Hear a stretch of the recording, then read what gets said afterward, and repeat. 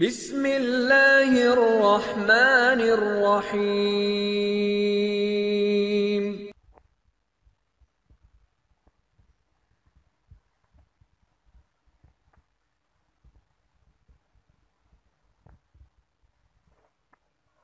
کیا صلاۃ و تسبیح کی چاروں رکعات کو ایک سلام کے ساتھ پڑھنا ضروری ہے یا دو دو رکعات کر کے بھی پڑھ سکتے ہیں؟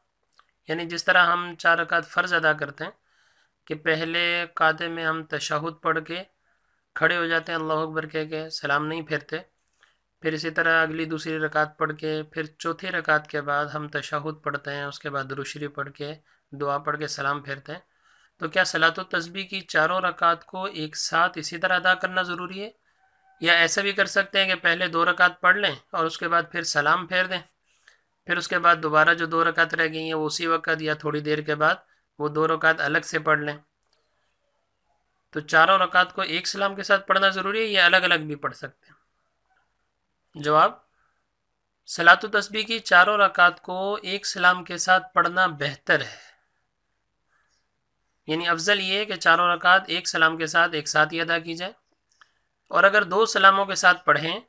یعنی 2 رکعت پڑھ کر سلام پھیر دیں پھر 2 رکعت اور پڑھیں، اسی وقت پڑھ لیں یا بعد میں پڑھ لیں،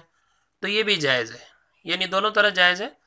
4 رکعت ایک سلام کے ساتھ اگر ہم ادا کریں یہ بھی جائز ہے، اور اگر الگ الگ کر کے ہم ادا کریں کہ پہلے 2 رکعت پڑھ لیں پھر اس کے بعد سانس وغیرہ لے کے یا تھوڑی دیر کے بعد دوسری جو 2 رکعت ہیں وہ بھی پڑھ لیں، تو ایسا کرنا بھی جائز ہے۔ تو جو شخص بیمار ہو یا کمزور ہو کہ ایک ساتھ چاروں رکعت ادا نہ کر سکتا ہو یا وقت کم ہے،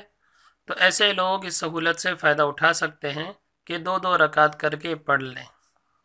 بہتر تو یہی ہے کہ چاروں ایک ساتھ پڑھیں، لیکن اگر کوئی عذر ہے تو 2 رکعت پہلے پڑھ لیں اور 2 رکعت بعد میں پڑھ لیں، تو یہ بھی جائز ہے۔ اپنا خیال رکھیے گا۔ اللہ حافظ۔